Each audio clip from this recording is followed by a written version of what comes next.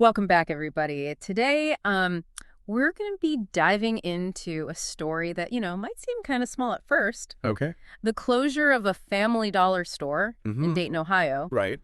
But trust me on this one, there's a lot more to this story than meets the eye. Yeah. We've got a whole bunch of local news articles from the Dayton Daily News. And Okay. you know what they say? Sometimes the smallest stories Yeah. reveal like the biggest trends. That's so true. And this particular closure is fascinating to me because it really raises these big questions Yeah. about the future of like budget-friendly retail, Mm-hmm. particularly for communities, grappling with economic vulnerability. Yeah, So is this just like an isolated incident, or is this like a canary in a coal mine? right. Is this a symptom of a larger sector crisis? That's what we're going to try to figure out today. That's what we're diving into today. I love that you framed it as a question. Yeah. Really sets the stage for this deep dive. Yeah. So the Dayton Daily News kind of lays out the facts for us. The Family Dollar at 1130 North Main Street Mhm. is closing its doors on November 23rd, 2024. Wow. And, that's hitting some residents pretty hard. Yeah, I bet it is. I mean, we often kind of take for granted having a neighborhood store. Yeah. But, for many residents in like the Riverdale area, Right. this Family Dollar isn't just about convenience. It's about like access Right. to affordable essentials. Absolutely. The article mentions Victoria McNeil. Mm-hmm. She's the president of the Riverdale Neighborhood Association, Okay. and she's really worried about the impact that this closure will have on families who rely on that store, Yeah. especially like people who don't have reliable transportation. For sure. And those concerns are definitely like echoed by shoppers interviewed in the article. Yeah. Karen Caudill was pretty bummed about losing her go-to spot for tangy pickled Doritos. Oh, no. I'm not going to lie, those are a weakness of mine too. Yeah. But her daughter, Amanda Sizemore, Okay. made a really crucial point, I think. Okay. What was that? She highlighted how much more expensive other stores are Oh, yeah. compared to Family Dollar. Right. And for families already struggling to make ends meet, that price difference can be huge. Absolutely. Yeah. And that affordability factor is central to understanding what might be driving these closures. Mm-hmm. The article mentions multiple shoppers and even a store employee pointing to shoplifting as a Right. possible reason. Yeah, the employee even confirmed that shoplifting has been a big problem for them, Really? cutting into their profits. Wow. And it makes me think about like shrinkage, Yeah. that industry term for shoplifting, but also employee theft, Oh, right. damaged goods, Right. even just administrative errors Oh, wow. can all lead to shrinkage. You're right to bring that up. Shrinkage is like a major headache for retailers. Yeah. And Yeah. it's a significant factor in profitability, particularly for stores like Family Dollar. Yeah, They already operate on these thin margins. exactly. And it makes you wonder if that constant drain on resources is playing a role in the decision to close stores. But then there's the bigger picture of Family Dollar's financial performance since Dollar Tree acquired them back in 2015. Ooh, okay.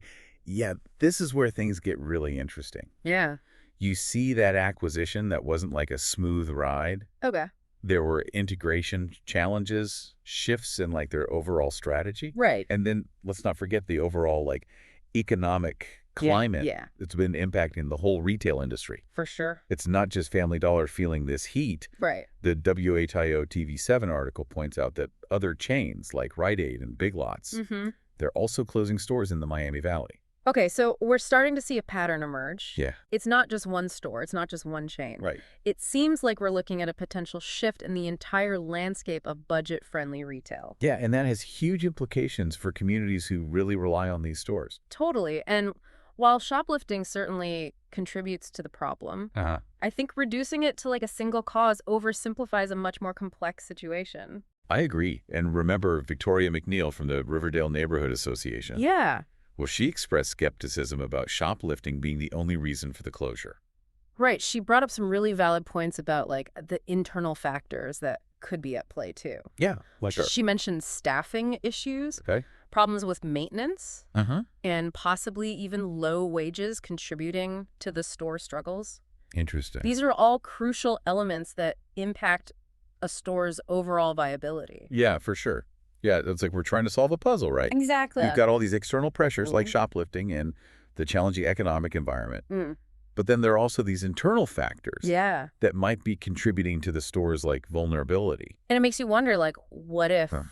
what if factors like staffing and maintenance were addressed? Could that have made a difference in the store's fate? Yeah, it's really hard to say, for sure. Yeah. But it just shows how interconnected all these different elements are. Yeah. Totally. And speaking of interconnected factors, Yeah. remember that pasted text source that we mentioned? Oh, yeah. Well, it pointed out something that I thought was pretty ironic. What's that? This particular Family Dollar had just undergone a remodel, Oh, really? and they even like revamped the parking lot. Seems kind of counterintuitive, right? Yeah, you think those improvements would signal that they were really committed to that location? Yeah. That they wanted to attract more customers and boost sales? Right. But clearly something else was going on. Yeah, it's almost like they were trying to turn things around, Yeah. make the store more appealing, but it just wasn't enough. It wasn't enough to overcome those bigger challenges. Yeah. And those challenges were likely a mix of internal and external forces. Right. Maybe the remodel didn't address some of those underlying issues, like staffing or operational efficiency, Right. or maybe the economic climate in the area just wasn't good enough Right. to support a store like Family Dollar, even with a new parking lot. Yeah, it really highlights how complex these decisions are. It really does. It's not just about aesthetics or even shoplifting. It's Right. about like a web of interconnected factors that determine a store's success or failure. Absolutely. But on a slightly more optimistic note, Okay. the pasted text source mentioned that there's another Family Dollar Okay. less than 10 minutes away Okay. on North Dixie Drive. So they do have another option. Yeah, so it might soften the blow for some residents. Yeah, that's an important detail. Yeah, It doesn't erase the concerns about this broader trend of closures, right. but it does suggest that, residents still have a relatively convenient option Yeah. for accessing affordable goods. And it also highlights the importance of thinking about the context of each situation. Yes, definitely. What might seem like a devastating loss for one community Yeah. might be less impactful in another, It's depending on the availability of alternatives and, the overall economic landscape. And it kind of brings us to this really crucial question. What's that?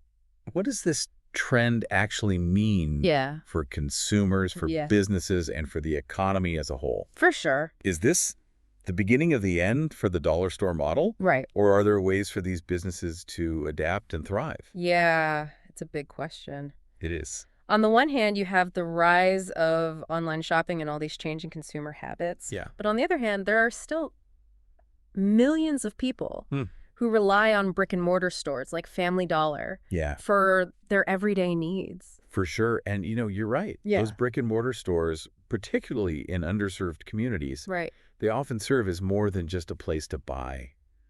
They can be community hubs, sources of employment. Yeah, They even provide a sense of stability and familiarity, absolutely. particularly in neighborhoods that are facing economic challenges.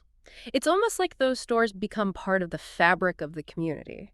Losing one can feel like losing a piece of the neighborhood's identity. Exactly. And that loss can be even worse in areas where residents might not have many other options. Right. And it really underscores the importance of thinking about the social and economic impact of these closures, not just the bottom line. So as we kind of wrap up our deep dive into this Family Dollar closure, Yeah. what are some of the key takeaways you think our listeners should think about? Well, first and foremost, I think it's crucial to recognize that these closures are rarely like a result of a single factor. Yeah.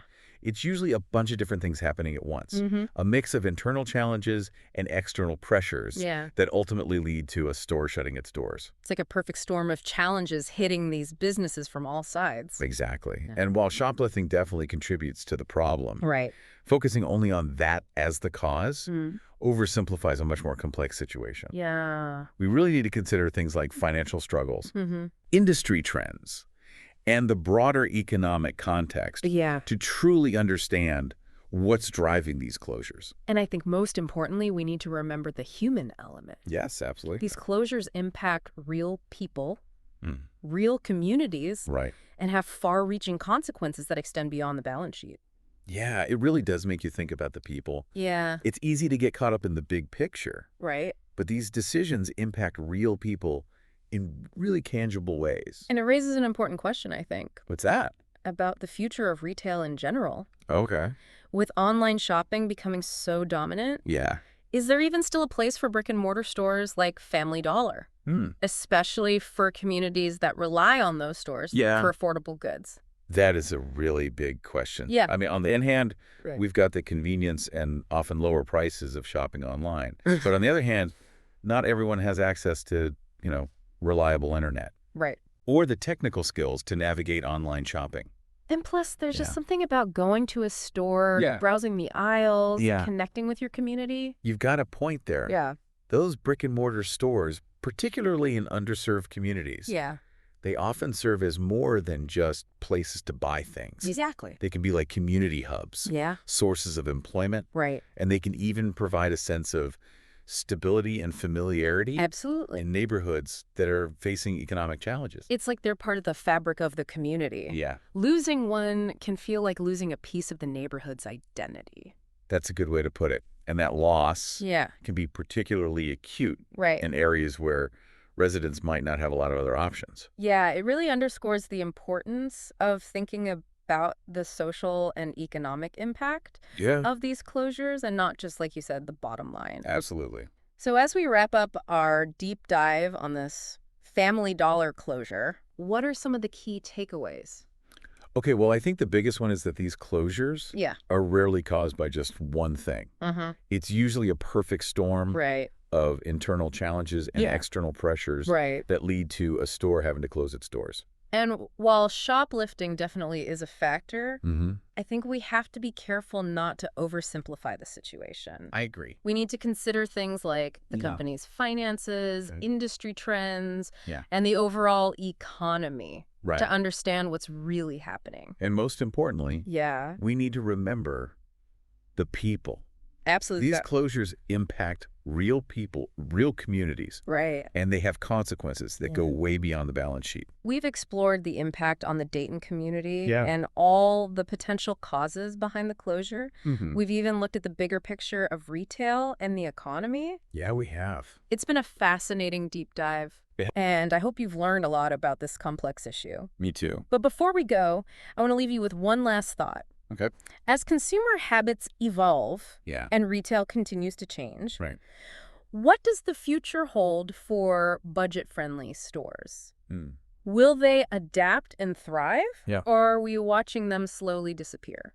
It's a great question, and I think it's one that we all need to think about. Thanks for joining us. Yeah, thanks for having me. Yeah.